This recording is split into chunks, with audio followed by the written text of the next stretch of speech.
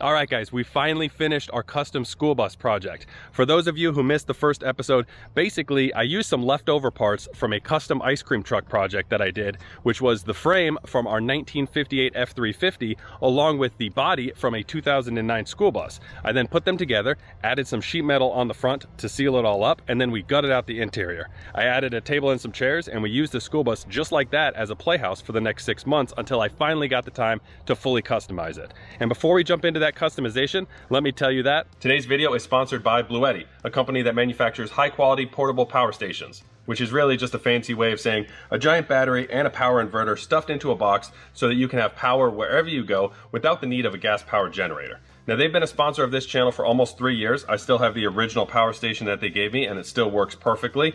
I'll go over the features of this specific unit later because this is what is going to be powering our school bus into the future, keeping it completely off-grid. But for now, let's jump into the build. So a reminder here, this is what we are starting off with. Really simple, a table, a couple of chairs, and not much else. I'm going to start with this front sheet metal by adding a pair of windows, but not just any windows. I found these really cool porthole windows at this estate sale that are actually designed for security cameras, but I think they'll work perfectly for this application. And because they install from the inside out, it doesn't matter if I end up with a sharp metal edge, so I can just use my air nibbler to kind of rough cut these holes.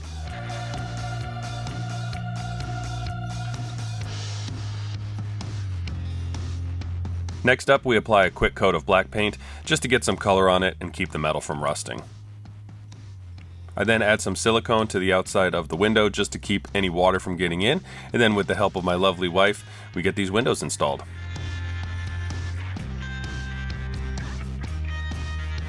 Next up is the electrical, and it's a pretty simple setup. I'll show you this in greater detail later, but basically we've just got 2 electrical boxes and 1 switch. Next up, we give the floor a good scrubbing to get it ready for its new flooring, and for that we went with these rolls of fake wood that we got on Amazon.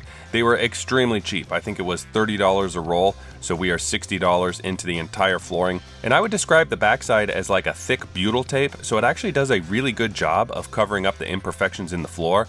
Obviously you can still feel a little bit where the seats used to mount and where some of the creases are, but all in all, I don't think you can get a better flooring for 60 bucks.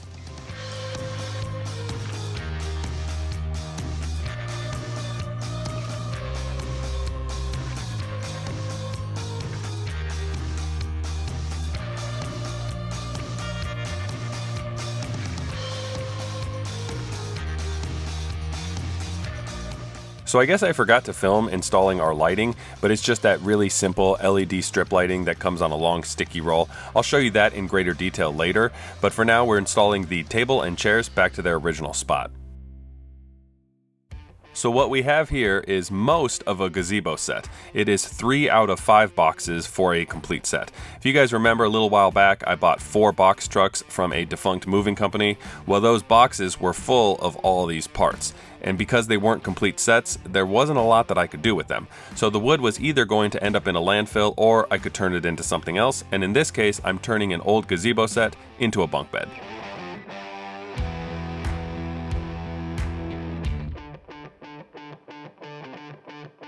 Sorry about the flashing lights here. I did not realize that they would look this way on the time lapse.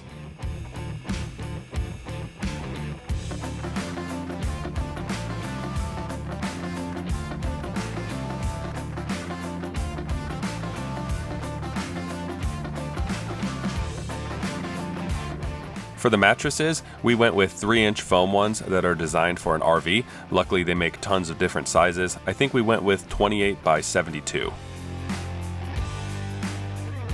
And the last thing I have to do is build a little ladder to get onto the top bunk, and for that I'm using another part that I found in the back of those box trucks. Next up is getting this school bus into its final spot, and for that I use Forky McForklift to get it out of the shop, and then I use my tractor to get it into the final spot.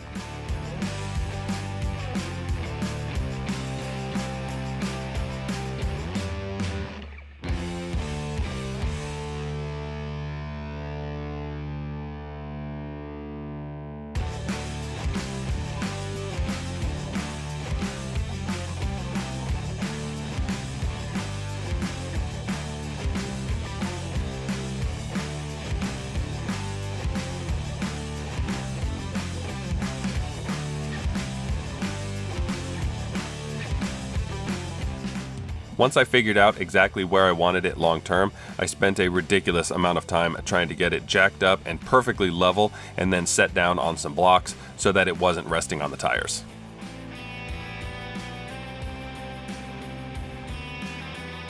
I then headed back to the shop where I used more old gazebo parts to make a platform.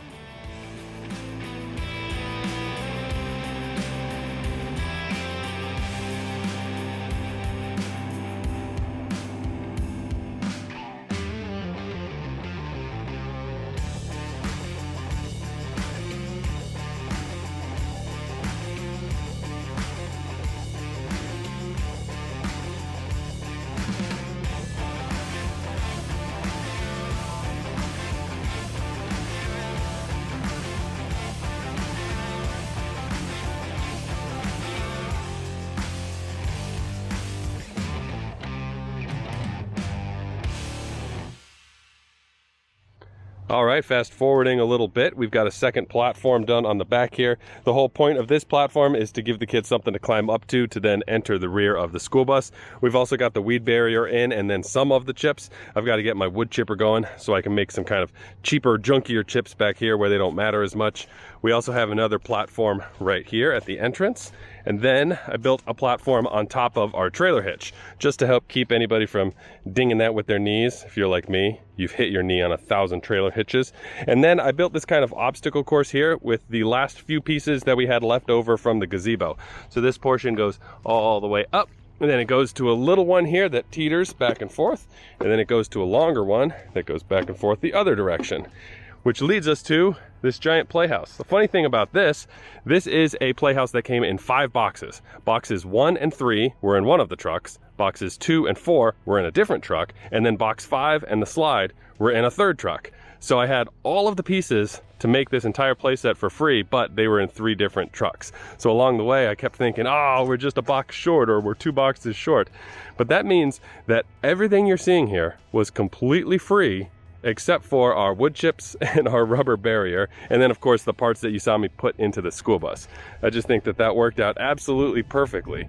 Who would have thought, huh, from buying a couple of old moving trucks? Now you can see we don't have our Bluetti hooked up yet to give us power.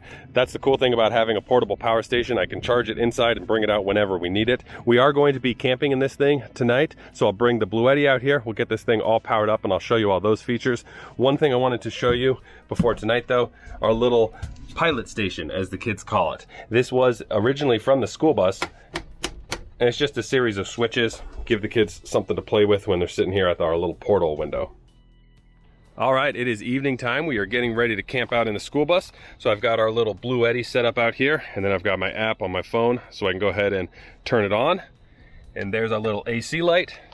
So we now have power. So these 2 outlets right here, these are controlled by that switch.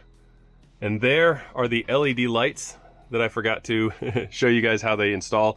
Very simple, just some strip lighting. I think they were like 16 bucks. I couldn't believe it. This setting is called smooth. It goes through all the colors, nice and slow. That's what it was on when it was giving you those seizure-inducing flashes earlier. This is the remote control to change all of the colors. And then the other outlet we've got right over here, and this is really just for charging up, you know, phones or tablets or whatever when you're in the bunk beds, also for a sound machine. The only thing that I regret not doing, I should have put an extra electrical outlet over here, because the first thing my son asked for was to bring the TV out here so that we can have a Mario Kart contest tonight. So it would have been nice to not have to run an extension cord all the way over to this one. But all in all, I am just super happy with how this space turned out. My wife even found some awesome little seats that the kids love. So this thing is going to get tons of use this summer, I think. Having power in this school bus is a total game changer. We played Mario Kart for hours that night, and then after we went to bed, we had a sound machine running all night. I was charging my cell phone, I was charging the Switch, and in the morning we still had 67% battery life. So if you guys are interested in a power station like this, I'll put a link in the description below. Otherwise, thanks for watching. See you guys later. Yes! Dude. At the very last second. Dude, that was at the last second. Oh. Take that, Lemmy. Take that, Lemster. Thanks for watching, everybody. Bye-bye.